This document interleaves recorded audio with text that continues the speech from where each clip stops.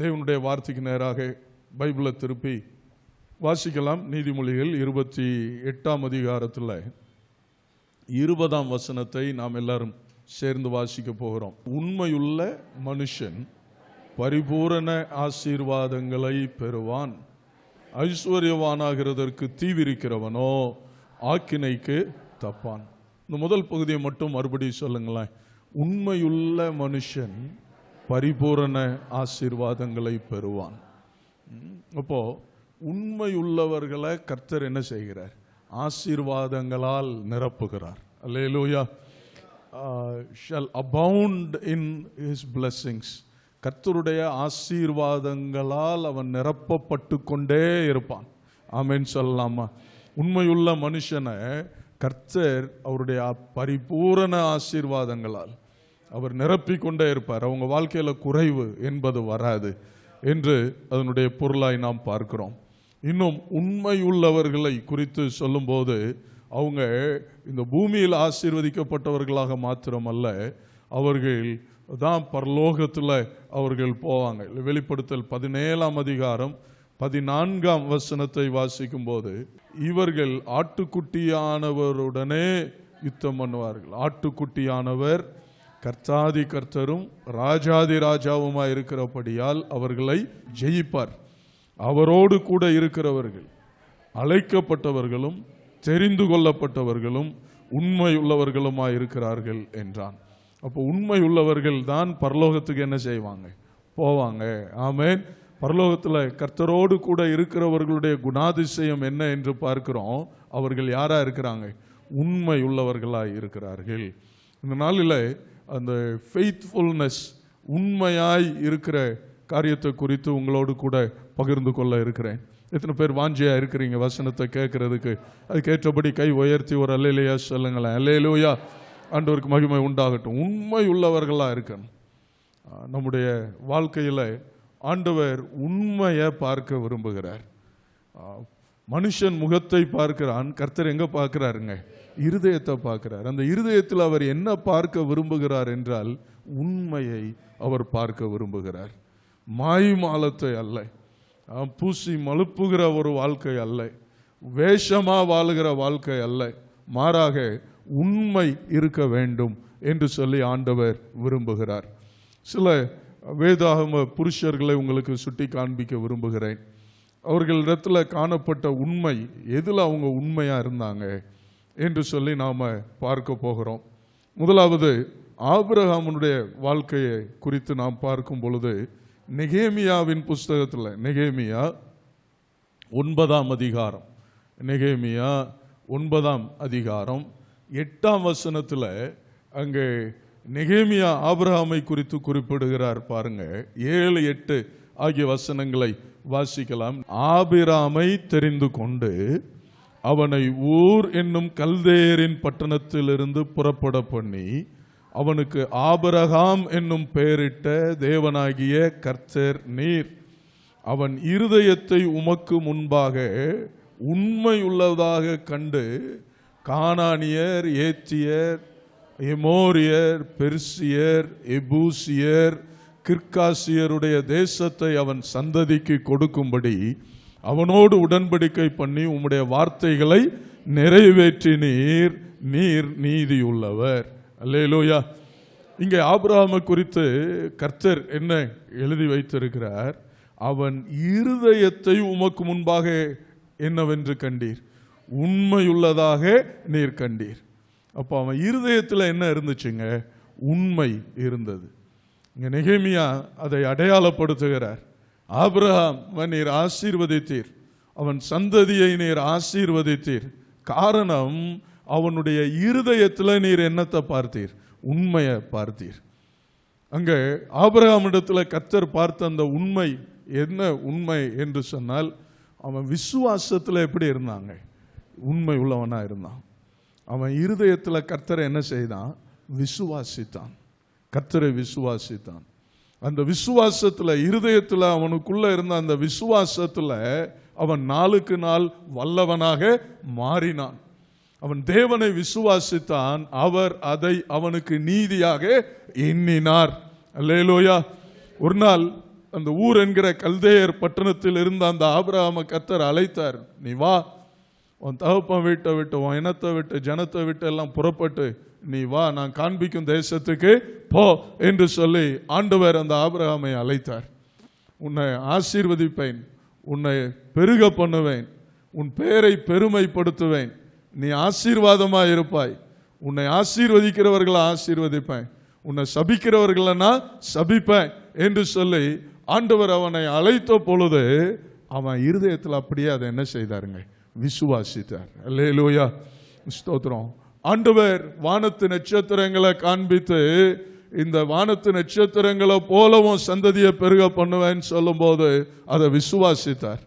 கடற்கரை மணலை காண்பித்து இந்த கடற்கரை மணலை போல நான் உன் சந்ததியை பெருக பண்ணுவேன்னு சொன்ன பொழுது ஆபிரகாம் அப்படியே அதை என்ன செய்தாருங்க, விசுவாசித்தார். அல்லேலூயா, ஸ்தோத்திரம். நீ கிழக்கு மேற்கு வடக்கும் தெற்கு எம்மட்டும் அம்மட்டும் நடந்து திரி, நீ கால் மிதிக்கிற தேசத்தை உனக்கும் சந்ததிக்கும் தருவேன் ஆண்டவர் சொன்ன பொழுது ஆபிரகாம் அப்படியே அதை விசுவாசித்தார். உன் ஏக சுதன், உன் நேச குமாரன் ஈசாக்கு எனக்காய் நீ பலியிடுன்னு சொல்லும் போது ஸ்தோத்திரம், நான் பலியிட்டாலும் என் மகனை திரும்ப உயிரோட எழுப்பி தருவதற்கு என் தேவன் வல்லமையுடையவராய் இருக்கிறார் என்று சொல்லி கர்த்தரை அவர் என்ன செய்தார், விசுவாசித்தார். அல்லேலூயா. எனக்கு அன்பானவர்களே, அவருடைய இருதயத்தில் அந்த விசுவாசம் நிரம்பி இருந்தது. அந்த விசுவாசத்தில் அவர் உண்மையா இருந்தாருங்க. அல்லேலூயா. அலசடிப்படுகிற நேரம் வந்திருக்கலாம், சந்தேகப்படுற நேரம் வந்திருக்கலாம், ஆனால் ஸ்தோத்திரம், கர்த்தர் உண்மையுள்ளவர். ஆண்டவர் அவர் நிச்சயமா அவர் நிறைவேற்றுவார் என்று சொல்லி அவர் கர்த்தரை விசுவாசித்தார். உங்களுடைய லைஃப்ல இருதயத்தில் ஆண்டவர் அந்த உண்மையுள்ள விசுவாசத்தை ஆண்டவர் பார்க்க விரும்புகிறார். கை உயர்த்தி ஆமென் சொல்லலாமா? உண்மையுள்ள விசுவாசம்.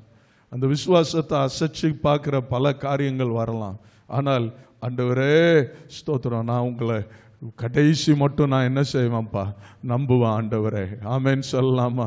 ஒரு இதயத்தில் என் சூழ்நிலைகள் எப்படி இருந்தாலும் நான் உங்கள் மேலே நான் நம்பிக்கையாக இருக்கிறேன் ஆண்டவரே, உங்களை விசுவாசிக்கிறேன் ஆண்டவரே என்று சொல்லி நீங்கள் விசுவாசத்தில் உங்கள் இருதயத்தில் என்ன வேணுங்க, உண்மையுள்ள ஒரு விசுவாசம். ஏதோ பசப்புகிற நம்பிக்கை உள்ள வார்த்தை அல்ல. சொல்ல முடியுமா, சொல்ல முடியாதா?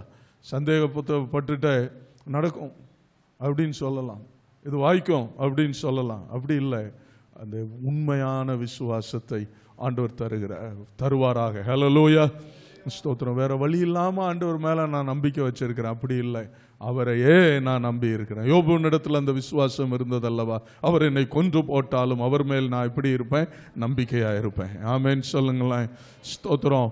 அந்த யோபு சொல்லுகிறார், ஸ்தோத்திரம், அந்நிய கண்கள் அல்ல, அதாவது என் மீட்பர் உயிரோடு இருக்கிறார், அவரை நான் என்ன செய்வேன், காண்பேன். அந்நிய கண்களினால் அல்ல, என் சொந்த கண்களினால நான் அவரை என்ன செய்வேன், பார்ப்பேன். ஆமென் சொல்லுங்களேன், ஸ்தோத்திரம். அவ்விதமான அந்த யோபுனுடைய விசுவாசத்தை பார்க்கிறோம். அவனில் அந்த விசுவாசத்தில் உண்மை இருந்தது. ஆபிரகாமுடைய லைஃப்ல அவன் விசுவாசத்தில் உண்மை உள்ளவனாக இருந்தான். அவன் அப்படியே ஆண்டவரை விசுவாசித்தான். எதை செய்யன்னு சொன்னாரோ அப்படியே அவன் விசுவாசத்தோட செய்ததை நாம் பார்க்கிறோம். எனக்கு அன்பானவர்களே, உங்க விசுவாசம் எப்படி இருக்குது? விசுவாசம் எப்படி இருக்குது? உங்க விசுவாசம் கர்த்தர் மேல் உள்ள விசுவாசமா இருக்குதா, அல்லது மனுஷர் மேல உள்ள விசுவாசமா இருக்குதா? சில நேரங்களில் என்ன நம்ம ஒன்று ஆண்டவர்கிட்ட நீங்க விசுவாசத்தோட கேட்குறீங்க, அந்த ஊழியக்காரன்ட்ட ஜெபம் பண்ணா நடந்துரும், அல்லது என்ன அழைக்கிறார், வருகிறார், போகிறார், தப்பு வைக்கிறார், கொடுக்கிறார், மறவார், இப்படி நிறைய இருக்கு பாருங்க. எத்தனை பேருக்கு நான் சொல்றது புரியுது?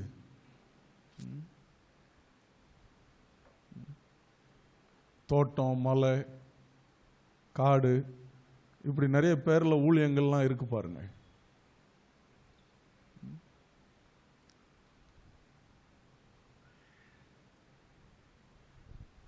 அந்த இரவு ஜெபம், அமாவாசை ஜெபம், பௌர்ணமி ஜெபம், இது என்ன கோடாங்கி குறி பார்க்குற வேலையா? இவரை விட அவர்கிட்ட பவர் அதிகம் இருக்கு. இந்த மலையை விட அந்த மலைக்கு போனால் ரொம்ப அதிக பவர் இருக்கு. இவர் வெறும் அழைக்கிறார் தான், அவர்னா மறவார். இப்படி ஜம்பிங் ஃபெய்த், என்ன இப்படி தவிக்கிட்டே இருக்கிற விசுவாசம். யாராவது சொல்லியிருப்பாங்க உங்ககிட்ட, நீங்க இந்த இடத்துக்கு ஒரு நேர்த்தி கடன். இன்றைக்கு ஆவிக்குரிய சபையில் இது காணப்படுது. நேர்த்தி கடன் மாதிரி நீங்க இந்த ஊழியத்துக்கு காணிக்க அனுப்பி பாருங்களேன், நீங்க நினைச்சது நடந்துரும்.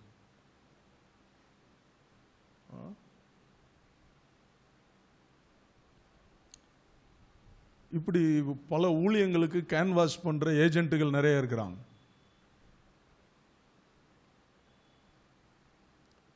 திறப்பின் வாசல் ஜெபம், அடைக்கப்பட்ட வாசல் ஜெபம், தேக்கு மர கதவு ஜெபம், என்னென்ன பேர்ல அது ஏதாவது இருக்கும். நீங்க கொஞ்சம் அதுல பங்கெடுத்து பாருங்களேன், நீங்க நினைச்ச காரியம் நடந்துரும். அசிங்கமா இல்ல? உங்க விசுவாசத்தை குறித்து நீங்க வெட்கப்பட வேண்டாமா?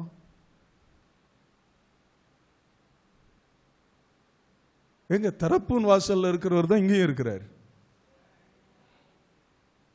அழைக்கிறார்களையும் மறவார்களையும் தப்புவிக்கிறார்களையும் இருக்கிறவர் தான் இங்கேயும் இருக்கிறார், உங்களுக்குள்ள இருக்கிறார். அவர் தான் வார்த்தையை தந்திருக்கிறார். அங்க வார்த்தையை தர்றவர் தான் உங்க கையிலையும் வார்த்தையை தந்திருக்கிறார். உங்க விசுவாசம் எங்க போச்சு?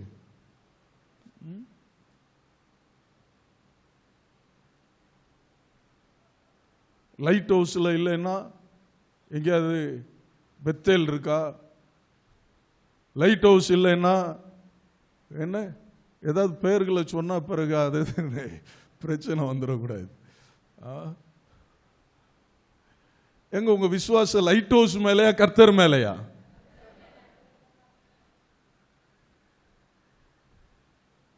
என்ன கேட்கின்ற அருமையான தேவனுடைய பிள்ளைகளை, உங்க விசுவாசத்துல என்ன வேணும்?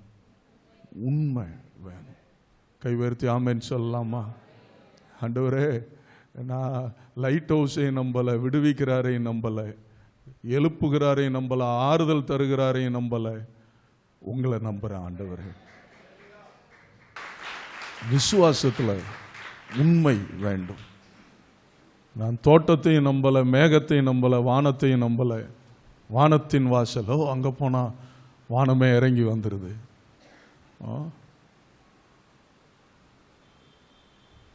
எனக்கு அன்பானவர்களே, சிலர் இங்க இருந்துட்டு இன்னும் அந்த கோபுரம் ரொம்ப உயரமா இருக்கு, அங்க போனா அந்த கோபுரம் நமக்கு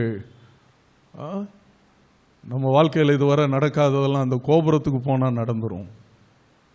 நிறைய டவர் ஊழியம், கோபுர ஊழியம், அது இது எல்லாம் நிறைய இருக்குது.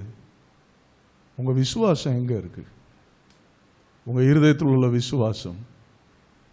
எனக்கு அன்பான தேவனுடைய பிள்ளைகளை, ஒருவேளை வேடிக்கைக்காக சொன்னது போல சொன்னாலும் உள்ளத்தில் உள்ள ஒரு ஆதங்கத்தோடு உங்களோட பேசி கொண்டிருக்கிறேன். அங்கேயும் இங்கேயும் விசுவாசம் அல்ல, ஒரே இடத்துல விசுவாசம், கர்த்தர் இடத்துல. ஹல்லேலூயா. கர்த்தர் உங்களை வச்சிருக்கிற இடத்துல, ஆமென், கர்த்தர் மேல உள்ள உங்கள் விசுவாசத்தில் உறுதிப்பட்டவர்களாக, அந்த விசுவாசத்தில் உண்மை உள்ளவர்களாக இருக்கும் பொழுது கர்த்தர் தாம் செய்ய நினைத்ததை உங்களுக்காக ஆயத்தப்படுத்தி இருக்கிறத கர்த்தர் செய்வார், அவர் தருவார், அவர் உங்களை நடத்துவார். அல்லேலூயா, ஸ்தோத்திரம். இப்போ ஆபிரகாம் இடத்துல என்ன இருந்தது? அவனுடைய விசுவாசம் உண்மையுள்ள விசுவாசம், உண்மையுள்ள விசுவாசம். ஸ்தோத்திரம். அவன் தப்பு பண்ணான், மனைவி சொன்ன அந்த ஆகார காட்டி, ஆனா அது தப்பானதானே. இன்னைக்கு வரைக்கும் அந்த பிரச்சனை தொடர்ந்துட்டே இருக்கு, பாத்தீங்களா? ஆனால் பிற்பாடு அவன் மாற்றிக்கொண்டான். அதற்கு பிறகு அவன் அங்கெங்கும் பார்க்கல, அந்த விசுவாசத்துல உறுதியா இருந்துட்டான்னு பார்க்கிறோம். கடந்து செல்கிற இரண்டாவது சாமுவேல் குறித்து வாசிக்கிறோம். 1 சாமுவேல் 2ஆம் அதிகாரம் 35ஆம் வசனம். 1 சாமுவேல் 2ஆம் அதிகாரம் 35ஆம் வசனத்தை வாசிக்கலாம். இது யாரை குறித்து சொல்லி இருக்குதுன்னா, சாமுவேலை குறித்து. எல்லாரும் சேர்ந்து வாசிங்களேன். நான் என் உள்ளத்துக்கும் என் சித்தத்துக்கும் ஏற்றபடி செய்யத்தக்க உண்மையான ஒரு ஆசாரியனை எழும்ப பண்ணி அவனுக்கு நிலையான வீட்டை கட்டுவேன். நீங்க சாமுவேலை குறித்து கர்த்தர் எழுதி வைத்திருக்கிறார். அவன் உண்மையுள்ள ஆசாரியன். உண்மையுள்ள ஆசாரியன். இந்த சாமுவேல் ரொம்ப யூனிக்குங்க. பைபிளில் இருக்கிற அநேகரில் அவன் வித்தியாசமான ஒரு நபர். ஏனென்றால் அவன் நியாயாதிபதியாக இருந்தார், அவர் ஆசாரியனாக இருந்தார், தீர்க்கதரிசியாக இருந்தார், ராஜாக்களை அபிஷேகம் பண்ணுகிறவரா அவர் இருந்தார். இப்படி எல்லாம் கர்த்தர் பல நிலைகளில் இந்த சாமுவேலை ஆண்டவர் பயன்படுத்தினார். காரணம் என்னன்னு சொன்னா, அவன் உண்மையுள்ள ஒரு ஆசாரியனாய் காணப்பட்டான். அல்லேலூயா, ஸ்தோத்திரம். 1 பேதுரு 3ஆம் அதிகாரத்தில் வாசிக்கிறோம், அவர் நம்ம எல்லாரையும் அந்தகாரமான இருளில் இருந்து ஆச்சரியமான ஒளியினிடத்திற்கு வரவழைத்தவருடைய புண்ணியங்களை அறிவிக்கும்படிக்கு நாம் தெரிந்து கொள்ளப்பட்ட சந்ததியும் ராஜரீக ஆசாரிய கூட்டமும் பரிசுத்த ஜாதியும் அவருக்கு சொந்தமான ஜனமாகவும் இருக்கிறோம். இந்த இடத்துல இருக்கிற நாம் ஒவ்வொருவரும் ராஜரீகமான ஆசாரிய கூட்டம். பழைய ஏற்பாட்டில் தான் ஒரு ஆசாரியன் லேவி வம்சத்தில் வருகிறவன் அல்லது ஒரு ஆசாரியன் அப்படின்னு இருந்தான். இன்றைக்கு ஆண்டவர் நம்ம எல்லாருக்குமே அந்த ஆசாரிய ஊழியத்தை ஆண்டவர் தந்திருக்கிறார். ஆசாரிய ஊழியம் என்பது முக்கியமாக தேவனுக்கு ஊழியம் செய்கிறது, தேவனுக்கு பலி செலுத்துவது, தேவனை ஆராதிப்பது, அடுத்து தேவனுக்கும் மனிதனுக்கும் இடையிலே ஒரு மத்தியஸ்தனாய் நிற்பது. அல்லேலூயா, இது அந்த ஆசாரிய பணியை சேர்ந்ததாக காணப்படுகிறது. அவன் உண்மையுள்ள ஆசாரியனாக இருந்தான் என்று பார்க்கிறோம். இந்த வேளையில் இந்த ஆசாரிய பணியில் என்ன ஆராதனை, கர்த்தருக்கு நாம் செய்கிற ஆராதனை, கர்த்தருக்கு நாம் செய்கிற ஊழியம், இவைகளில் உண்மையாக இருக்க தேவன் விரும்புகிறார். ஸ்தோத்திரம். இப்போ உங்கள் ஒவ்வொருவருக்கும் ஆசாரிய பணியை தந்திருக்கிறார். நாம் கர்த்தரை ஆராதிக்கும் போது நாம் ஒரு ஆசாரியனா நின்று என்ன செய்கிறோம்? கர்த்தரை ஆராதிக்கிறோம். பிற ஆத்துமாக்களுக்காக மன்றாடும் பொழுது, ஜெபிக்கும் பொழுது ஒரு ஆசாரியனாக திறப்பில் நின்று அவர்களுக்காக என்ன செய்கிறோம்? பரிந்து பேசி மன்றாடி ஆண்டவரிடத்தில் வேண்டிக் கொள்ளுகிறோம். அப்போ நாம் உண்மையாய் அந்த பணியை செய்ய வேண்டும். கர்த்தரை ஆராதிப்பது, பிறருக்காய் பரிந்து மன்றாடுவது, இவைகளை உண்மையாய் செய்கிற ஆசாரியர்களாக இருக்க தேவன் நமக்கு உதவி செய்வாராக. ஹல்லேலூயா.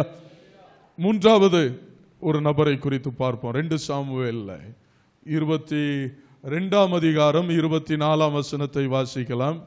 அவர் முன்பாக மன உண்மையாயிருந்து என் துர்க்குணத்திற்கு என்னை விலக்கி காத்து கொண்டேன்.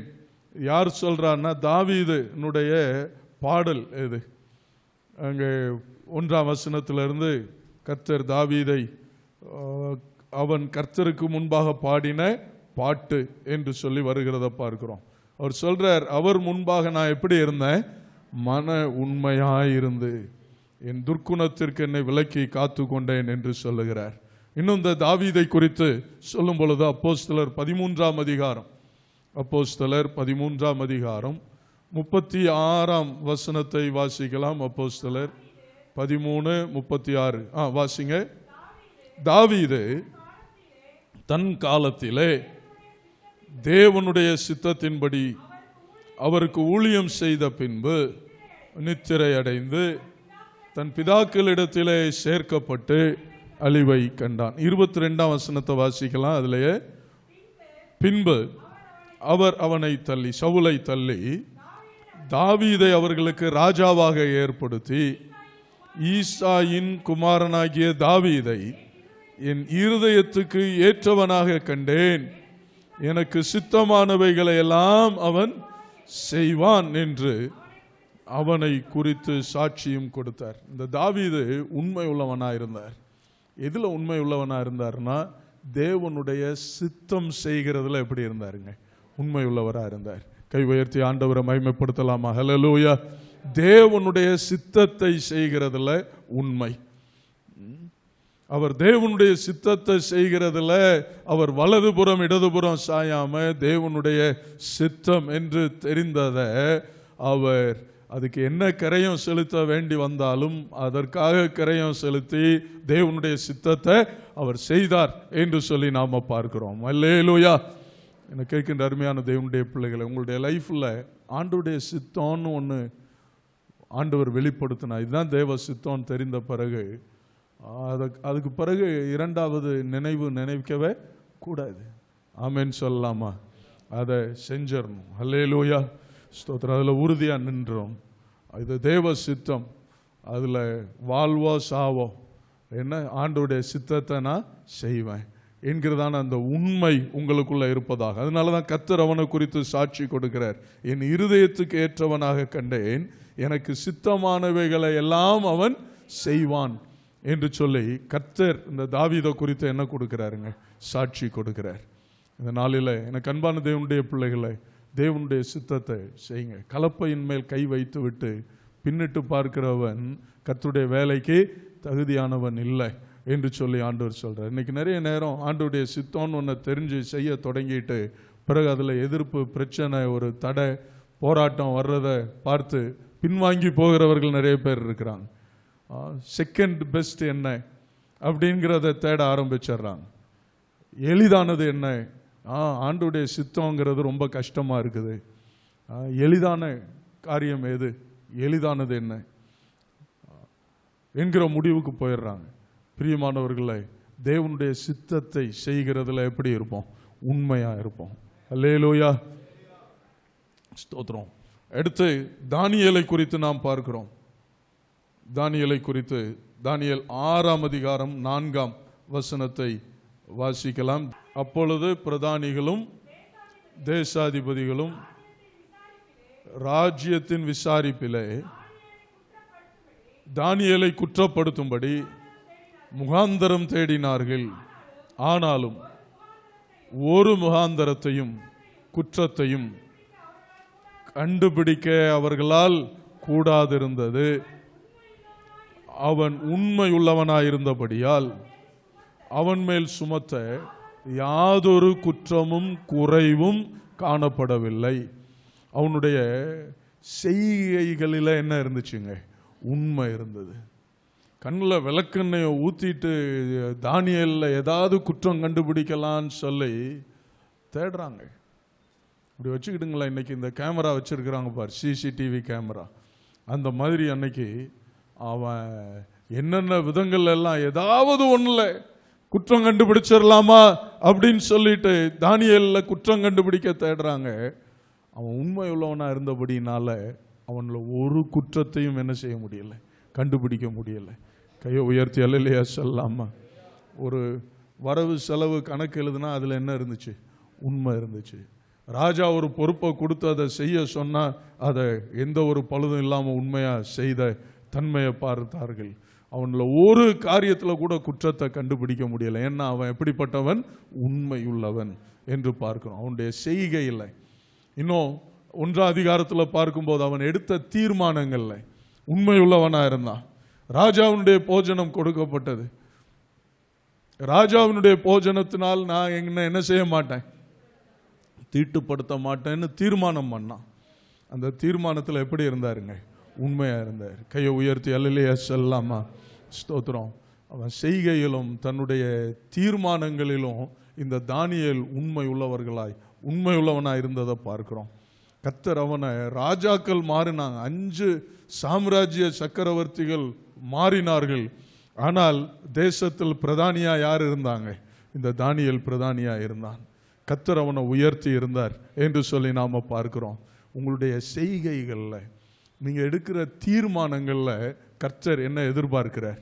உண்மை உள்ளவர்களா நீங்க இருக்கணும்னு ஆண்டவர் எதிர்பார்க்கிறார். அல்லேலூயா. தீர்மானம் எடுக்கிறோம்,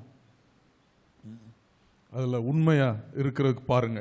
கர்த்தருக்கு கொடுக்கிறதுக்கு எடுக்கிற தீர்மானம், ஊழியம் செய்கிறதற்கு எடுக்கிற தீர்மானம், உங்களுடைய தீர்மானங்களில் உண்மையா இருந்து அதை செய்யும் பொழுது கர்த்தர் பரிபூர்ண ஆசீர்வாதங்களை கொடுப்பார். கடந்து செல்லுகிறேன். ஸ்தோத்திரம். பவுலை குறித்து வாசிக்கிறோம். 1 தீமோத்தேயு 1ஆம் அதிகாரம் 12ஆம் வசனம். என்னை பலப்படுத்துகிற நம்முடைய கர்த்தராகிய இயேசு கிறிஸ்து என்னை உண்மை உள்ளவன் என்று எண்ணி இந்த ஊழியத்திற்கு ஏற்படுத்தினபடியால் அவரை ஸ்தோத்தரிக்கிறேன். ஸ்தோத்திரம். இந்த பவுல் சொல்றாரு, என்னை உண்மை உள்ளவன் என்று கண்டு என்னை ஆண்டவர் இந்த ஊழியத்துக்கு ஏற்படுத்தினார். பிரியமானவர்கள், அவருடைய அழைப்புல அந்த பவுல் எப்படி இருந்தார்? உண்மையா இருந்தார். அவருடைய அழைப்பில் அவர் உண்மையா இருந்தார். எதற்காக என்னை பிடித்தாரோ, இல்ல அவர் எதற்காக என்னை பிடித்தாரோ அதை நான் என்ன செய்கிறேன்? ஆசையா தொடருகிறேன். எத்தனையோ காரியங்கள் வந்தாலும் என்ன கர்த்தர் எதற்காக பிடிச்சார், என்ன ஊழியத்தை செய்யும்படி கர்த்தர் என்னை அழைத்தார், அந்த அழைப்பில் அவர் உண்மையா இருந்தார் என்று சொல்லி நாம பார்க்கிறோம். அநேகர் சொல்லுகிறாங்க, இந்த அப்போஸ்தலர் 1 அதிகாரத்தில் வாசித்தா யூதாஸுக்கு பதிலாக ஒரு சீஷனை தேர்ந்தெடுக்கணும்னு சொல்லி சீட்டு போடுறாங்க. யாரு? 2 பேர் பேரில் சீட்டு போடுறாங்க. மத்தியாஸ் யூஸ்து என்னும் பர்சபா மத்தியா. சீட்டு யார் பேரில் விழுந்தது? மத்தியா பேரில் விழுந்தது. இந்த மத்தியா இந்த சீஷர்களுடைய தெரிந்தெடுப்பு. ஆனால் கர்த்தருடைய தெரிந்தெடுப்பு யாருன்னா யூதாஸுக்கு பதிலாக பவுல் என்று சொல்லி அநேக வேத அறிஞர்கள் சொல்லுகிறாங்க. கர்த்தர் இந்த பவுலை அவன் அழைத்தால் அவன் அந்த அழைப்பில் எப்படி இருப்பார்? உண்மையா இருப்பார் அப்படின்னு சொல்லி கர்த்தர் இந்த பவுலை கர்த்தர் தெரிந்து கொண்டார். அவன் தன்னுடைய வாழ்க்கையெல்லாம் அவன் கர்த்தருக்கு உண்மையாய் காணப்பட்டான்.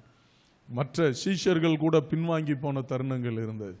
இயேசுவை சிலுவையில் அறைஞ்சிட்டாங்க, ஒரு உயிர் தெழுந்தார் என்று அறிந்த பிறகு கூட பேதுருவும் அவனோடு கூட இன்னும் ஒரு 5-6 சீஷர்கள் சேர்ந்து மறுபடியும் எங்கே போயிட்டாங்க? மீன் பிடிக்க போயிட்டாங்க. ஆனால் நீங்கள் பவுலுடைய லைஃப்பை பார்த்தீங்கன்னு சொன்னால் அவர் ஒரு சந்தர்ப்பத்திலையும் பின்னிட்டு பார்க்கவே இல்லைங்க. தன்னுடைய அழைப்பில் உறுதியாக அவ்வளவு கப்பர் சேதம், 1 குறைய 39 தடவை 5 முறை சவுக்கடி, சிறைச்சாலை, நிர்வாணம், அவர் பட்டியலிட்டு கொண்டே போகிறார். எத்தனை நேர்ந்த பொழுதிலும் அவர் தன்னுடைய அழைப்பை விட்டு அவர் என்ன செய்யலை? பின்வாங்கல. அந்த அழைப்பில் உறுதியாக நின்ற ஒரு தேவனுடைய மனுஷனாக இருந்ததை பார்க்கிறோம். கர்த்தர் உங்களையும் என்ன செய்யும்படி ஆண்டவர் அழைச்சிருக்கிறாரோ அதில் உறுதியாக இருங்க, உண்மையாக இருங்க. விசுவாசியாக இருக்க அழைக்கப்பட்டிருந்தால் உண்மையாக விசுவாசியாக இருங்க. அல்லேலூயா, ஸ்தோத்திரம். ஊழியம் செய்யும்படி கர்த்தர் அழைத்திருந்தால் உண்மையாக கர்த்தருக்கு என்ன செய்யுங்க? ஊழியம் செய்யுங்க. சரி, கடந்து சொல்லுகிறேன். மோசேயை குறித்து நாம் பார்க்கிறோம்.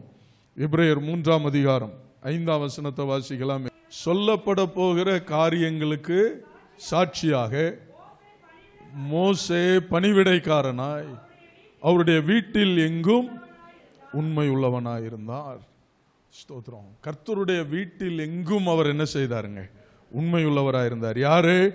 மோசே. என்னாகமம் 12 அதிகாரம் 7 வசனத்தை வாசிக்கலாம். என் தாசனாகிய மோசேயோ அப்படிப்பட்டவன் அல்ல, என் வீட்டில் எங்கும் அவன் எப்படிப்பட்டவன்? உண்மையுள்ளவன் என்று சொல்லி கர்த்தர் சாட்சி கொடுக்கிறத பார்க்கிறோம். கண்பான தேவனுடைய பிள்ளைகளை, மோசே கர்த்தருடைய வீட்டில் எங்கும் உண்மையுள்ளவனாக இருந்தார். கர்த்தருடைய வீடுங்கிறது என்ன? நம்முடைய சபை தான். ஆமென் சொல்லலாமா? நம்முடைய சபையில் நாம் எப்படி இருக்க வேண்டும்?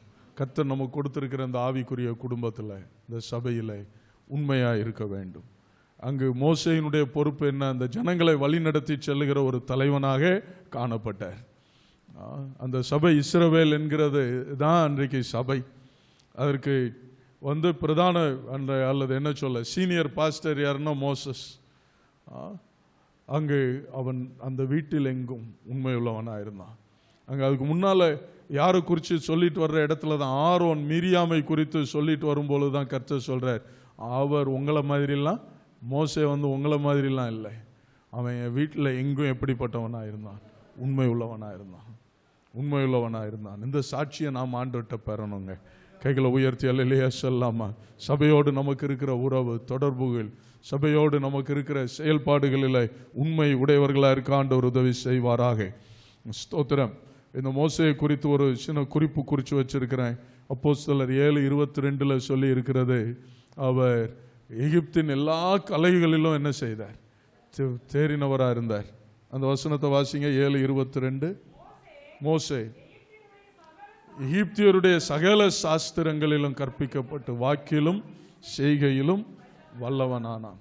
ஜோசிபஸ் என்கிற சரித்திர ஆசிரியர் சொல்லுகிறார், மோசே அன்றைக்கு உள்ள காலத்தின்படி 12 டாக்டரேட் பட்டம் வச்சிருந்தாராம். எத்தனை டாக்டரேட் பட்டம்? 12 டாக்டரேட் பட்டம் அப்படின்னு சொல்லி அவர் ஜோசிபஸ் குறிப்பிடுகிறார். சரி, கடைசியாக இதை சொல்லி முடிக்க விரும்புகிறேன். எபிரேயர் 3ஆம் அதிகாரம், எபிரேயர் 3ஆம் அதிகாரம் 2ஆம் வசனம். தேவனுடைய வீட்டில் எங்கும் உண்மையுள்ளவனாய் இருந்தது போல இவரும் தம்மை ஏற்படுத்தினவருக்கு உண்மையுள்ளவராக இருக்கிறார். யாரு? இயேசு கிறிஸ்து. கை உயர்த்தி அல்லேலூயா சொல்லலாமா?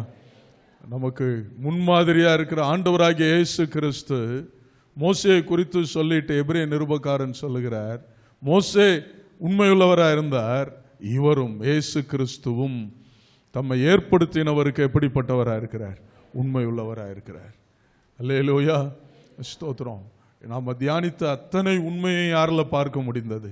இயேசுவில் பார்க்க முடிந்தது. பிரியமானவர்களே, அவர் எதெல்லாம் அவர் உண்மையாக இருக்கிறார்னா, அவர் நம்மோடு உள்ள காரியங்களில் அவர் எவைகளில் உண்மையாக இருக்கிறார், அதை வேகமாக அந்த வசனங்களை சுட்டி காமிச்சிட்டு ஜெபிக்க விரும்புகிறேன். 2 தெசலோனிக்கேயர் 3ஆம் அதிகாரம் 3ஆம் வசனத்தை வாசிக்கலாம். கர்த்தரோ உண்மையுள்ளவர், அவர் உங்களை ஸ்திரப்படுத்தி தீமையினின்று விலக்கி காத்துக்கொள்வார். நம்மை தீமையிலிருந்து விலக்கி காத்துக்கொள்ள அவர் எப்படிப்பட்டவராக இருக்கிறார்? உண்மையுள்ளவராக இருக்கிறார். சரி, 1 தெசலோனிக்கேயர் 5:23-24. சமாதானத்தின் தேவன் தாமே உங்களை முற்றிலும் பரிசுத்தமாக்குவாராக. உங்கள் ஆவி, ஆத்துமா, சரீரம் முழுவதும் நம்முடைய கர்த்தராகிய இயேசு கிறிஸ்து வரும்போது குற்றமற்றதாக இருக்கும்படி காக்கப்படுவதாக. உங்களை அழைக்கிறவர் உண்மையுள்ளவர், அவர் அப்படியே செய்வார். நம்மை பரிசுத்தமாக்குவதற்கு அவர் உண்மையுள்ளவராக இருக்கிறார். நம்ம ஆவி, ஆத்துமா, சரீரத்தை அவருக்கு ஒப்பு கொடுக்கும் போது, ஆண்டவரே உங்க சித்தம் செய்ய, உங்க நாமத்தை மகிமைப்படுத்த, உமக்கு பிரியமானதை செய்ய நான் என்னை முற்றிலுமா அர்ப்பணிக்கிறேன்னு சொல்லி அர்ப்பணிக்கும் போது அவர் நம்மை பரிசுத்தமாக்குவதற்கு, பரிசுத்தமாக்கி கர்த்தருடைய வருகைக்கு நம்மை ஆயத்தப்படுத்துவதற்கு அவர் எப்படிப்பட்டவராக இருக்கிறார்? உண்மையுள்ளவராக இருக்கிறார். 1 யோவான் 1ஆம் அதிகாரம் 9ஆம் வசனம். நம்முடைய பாவங்களை நாம் அறிக்கையிட்டால் பாவங்களை நமக்கு மன்னித்து எல்லா அநியாயத்தையும் நீக்கி நம்மை சுத்திகரிப்பதற்கு அவர் உண்மையும் நீதியும் உள்ளவராக இருக்கிறார். நம்முடைய பாவங்களை மன்னிக்கிறதுல அவர் உண்மை உள்ளவராக இருக்கிறார். அல்லேலூயா. நாம் அறிக்கையிட்டா, மனம் திரும்பினா அவர் திரும்ப அதை நினைச்சு பார்க்கறதே இல்லைங்க. கைகளை தட்டி கர்த்தருக்கு மகிமை செலுத்துவோமா? முதுகுக்கு பின்னால போட்டுறார், கடலின் ஆழத்துல போட்டுறார், கிழக்குக்கும் மேற்குக்கும் எவ்வளவு தூரமா அவ்வளவு தூரமா போட்டு விடுகிறார். அவர் நம்மை பரிசுத்தமாக்குகிறார். அல்லேலூயா. அந்த பாவங்களை மன்னிக்கிறதற்கு அவர் உண்மையுள்ளவராக இருக்கிறார். எபிரேயர் 10ஆம் அதிகாரம் 23ஆம் வசனத்தை வாசிக்கலாமே. அல்லாமலும் நம்முடைய நம்பிக்கையை அறிக்கையிடுகிறதில் அசைவில்லாமல் உறுதியாயிருக்க கடவோம். வாக்கு தத்தம் பண்ணினவர் உண்மை உள்ளவராயிருக்கிறாரே. 11:11 வாசிப்போம். விசுவாசத்தினாலே சாராலும் வாக்கு தத்தம் பண்ணினவர் உண்மை உள்ளவர் என்றெண்ணி கற்பம் தரிக்க பலன் அடைந்து வயது சென்றவளாயிருந்தும் பிள்ளை பெற்றாள். வாக்கு தத்தங்களை நிறைவேற்ற அவர் எப்படி இருக்கிறார்? உண்மையுள்ளவராக இருக்கிறார். கண்களை மூடி நாம ஜெபம் செய்வோம். ஹல்லேலூயா. ஸ்தோத்திரம் ஆண்டவரே. Amen. Praise the lord, praise the lord. உண்மையுள்ள மனுஷன் பரிபூர்ண ஆசீர்வாதங்களை பெறுவான். உண்மையுள்ள மனுஷனை இந்த உலகத்தில் ஆண்டவர் என்ன செய்கிறாருங்க? அவருடைய ஆசீர்வாதங்களால நிரப்புகிறார். கண்களை மூடி கரங்களை உயர்த்தி, ஆண்டவரே நாங்கள் பார்த்த இத்தனை உதாரணங்களில் இருந்த அந்த உண்மையை எங்களில் நீர் தாரும் ஆண்டவரே. உண்மை உள்ளவர்களாக இருக்க உதவி செய்யும் ஆண்டவரே. சின்சியரா, உண்மையா நீங்கள் ஆண்டவரிடத்தில் கேளுங்களா. ஹல்லேலூயா. ஸ்தோத்திரம் ஆண்டவரே. ஆபிரகாம் விசுவாசத்தில் உண்மையாக இருந்தார். சாமுவேல் உண்மையுள்ள ஒரு ஆசாரியனாக இருந்தான். ஸ்தோத்திரம். தாவீது ஆமென் உண்மையுள்ள ஒரு மனுஷனாய் கர்த்தருடைய சித்தத்தை செய்கிறவனாயிருந்தான். தானியேல் தன்னுடைய செய்கையிலும் தன்னுடைய தீர்மானங்களிலும் உண்மையாய், தன்னுடைய பிரதிஷ்டையில், தன்னுடைய அர்ப்பணிப்புல உண்மையுள்ள மனுஷனாய் காணப்பட்டார். ஸ்தோத்திரம். பவுல் தன்னுடைய அழைப்பில, தேவன் தன்னை அழைத்திருக்கிற அந்த அழைப்பில உண்மை உள்ளவராயிருந்தார். மோசே கர்த்தருடைய வீட்டில் எங்கும் உண்மையுள்ள மனுஷனாயிருந்தார். ஆண்டவராய் இயேசு கிறிஸ்து அவர் உண்மை உள்ளவர். ஆமென். தீமையிலிருந்து நம்மை காக்க உண்மை உள்ளவர். நம்மை பரிசுத்தமாக்கி அவருடைய வருகைக்கு ஆயத்தப்படுத்த உண்மை உள்ளவர். நம்முடைய பாவங்களை மன்னிக்கிறதற்கு அவர் உண்மை உள்ளவர். அவர் செய்த வாக்குத்தத்தங்களை நிறைவேற்றுவதற்கு அவர் உண்மை உள்ளவராயிருக்கிறார். உண்மையுள்ளவராயிருக்கிறார். இந்த ஆண்டவருடைய வார்த்தைகளுக்காக கரங்களை தட்டி கர்த்தரை ஸ்தோத்தரிப்போமா. ஸ்தோத்திரம் ஆண்டவரே, ஸ்தோத்தரிக்கிறோம் ராஜா. ஹல்லேலூயா, ஹல்லேலூயா, ஹல்லேலூயா, ஹல்லேலூயா. ஸ்தோத்திரம் ஆண்டவரே, உமக்கு ஸ்தோத்திரம் ஆண்டவரே, உமக்கு ஸ்தோத்திரம் ஆண்டவரே. ஸ்தோத்தரிக்கிறோம். உண்மையுள்ளவர்கள் என்று எண்ணி கர்த்தர் நமக்கு இந்த ஆவிக்குரிய வாழ்வை தந்திருக்கிறார். அவருடைய பிள்ளைகள் என்கிற பாக்கியத்தை தந்திருக்கிறார். ஆமென். அவர் அப்பா பிதாவே என்று அழைக்க பண்ணி இருக்கிறார். அவரை சேவிக்கிற பாக்கியத்தை தந்திருக்கிறார். அவருக்கு ஆராதனை செய்கிற பாக்கியத்தை தந்திருக்கிறார். அல்லேலூயா, ஸ்தோத்திரம், ஸ்தோத்திரம். அவரை ஆராதிக்கிறவர்கள் ஆமென் ஆவியோடும் உண்மையோடும் அவரை ஆராதிக்கணும் என்று வசனம் சொல்லுகிறதல்லவா. அல்லேலூயா. இருக்கிற இடங்கள் அப்படியே எழும்பி நின்று ஓ ஹல்லேலூயா ராதரபா ஷதரதிரகதரபலபலபரபா பட் உண்மை உள்ளவன் என்று கருதி ஊழியம் தந்தீரையா. ஆண்டவரே ஸ்தோத்திரம் அப்பா. உண்மை உள்ளவர்கள் என்று எண்ணி ஆண்டவரே எங்களுக்கு இந்த வாழ்வை தந்தீரே ஆண்டவரே, இந்த ஊழியத்தை தந்தீரே ஆண்டவரே. கரங்களை உயர்த்தி அசைச்சு ஆண்டவரை ஸ்தோத்திரம் பண்ணுவோமா. ஸ்தோத்திரம்ப்பா, ஸ்தோத்திரம்ப்பா. உம்முடைய அருமை பிள்ளைகளுக்காய் ஜெபிக்கிறேன் ஆண்டவரே. உண்மையுள்ள மனுஷன் ஆமென் வாழ்நாள் எல்லாம் பரிபூரண ஆசீர்வாதங்களால் அவன் நிரப்பப்பட்டு கொண்டே இருப்பான். ஆமென். ஹல்லேலூயா. அந்த ஆசீர்வாதங்கள் பெருகிக் கொண்டே இருக்கும் என்ற நம்முடைய வார்த்தைக்காய் நன்றி ஆண்டவரே. உண்மை உள்ளவர்கள் பரலோகத்தில் உம்மோடு கூட இருப்பார்கள். ஆமென். ஹல்லேலூயா. ஸ்தோத்திரம். இம்மையிலும் மறுமையிலும் உண்மை உள்ளவர்களை நீர் நிலை நிறுத்தி ஆசீர்வதிக்கிற தேவனாய் இருக்கிறதற்காக உமக்கு ஸ்தோத்திரம் ஆண்டவரே, உமக்கு ஸ்தோத்திரம் ஆண்டவரே. இந்த இடத்தில் இருக்கிற ஒவ்வொருவரையும் தேவன் அவிதமாய் ஆசீர்வதிப்பீராக, நினைத்தருளுவீராக. அல்லேலூயா. எவைகளில் எங்களுடைய வாழ்க்கையில உண்மையற்ற தன்மைகள் காணப்படுகிறதோ ஆண்டவரே அவைகள் எல்லாம் மாற்றத்தை தருவீராக. எங்கள் விசுவாசம் மாய்மாலம் இல்லாததாக, வேஷமானதா இல்லாம உண்மையானதா இருக்க உதவி செய்வீராக. எங்கள் செய்கைகளிலே, எங்களுடைய ஆண்டவரே தீர்மானங்களிலே, எங்களுடைய அர்ப்பணிப்பிலே உண்மையா இருக்க உதவி செய்வீராக. ஆண்டவரே தேவ சித்தம் செய்கிறதுல உண்மையா இருக்க உதவி செய்வீராக. அல்லேலூயா. உண்மை உள்ளவராகிய உம்மை நம்பி ஆண்டவரே ஸ்தோத்திரம். உண்மை உள்ளவராகிய உம்மை நம்பி வாழ உதவி செய்தார்களும் ஆண்டவரே. ஸ்தோத்திரப்பா, ஸ்தோத்திரப்பா. இந்த ஆராதனையில் பங்கெடுத்த உம்முடைய பிள்ளைகளுக்காக ஜெபிக்கிறேன். ஒவ்வொருவரையும் நீர் பேர் பேரா நீர் ஆசீர்வதித்து அனுப்பும் ஆண்டவரே. அல்லேலூயா. இன்னும் உம்முடைய சமூகம் முன் செல்ல நீர் நடத்துவீராக அப்பா. உம்முடைய பிள்ளைகளுடைய வேண்டுதல்களுக்கு உம்முடைய செவிகள் திறந்திருக்கட்டும் ராஜா. ஆண்டவரே வேண்டுவதற்கு நினைப்பதற்கு மிக அதிகமாய் கிரியை செய்கிற ஆண்டவரே உம்முடைய வல்லமை உள்ள செயல் ஒவ்வொருவரிலும் வெளிப்படுவதாக ஆண்டவரே. அல்லேலூயா. கவலைகள் பாரங்களை கர்த்தர் நீக்குவீராக என்று ஜெபிக்கிறோம். ஆமென். ஸ்தோத்திரம் அப்பா.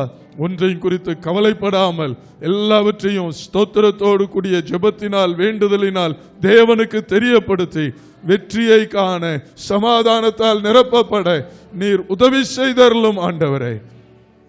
கையிட்டு செய்கிற வேலை, தொழில், வியாபாரங்களில் நம்முடைய ஆசீர்வாதத்தை கொடுப்பீராக. படிக்கிற பிள்ளைகளுடைய படிப்பை தேவன் ஆசீர்வதித்தருளும் ஆண்டவரே. போக்கிலும் வரத்திலும் உடைய பிள்ளைகளை கண்ணின்மணி போல பாதுகாத்து கொள்ளும் ஐப்பா. எல்லா நோய் நொடிகளுக்கு நீங்களாக்கி வேலியடைத்தருளும்படியாய் ஜெபிக்கிறோம்.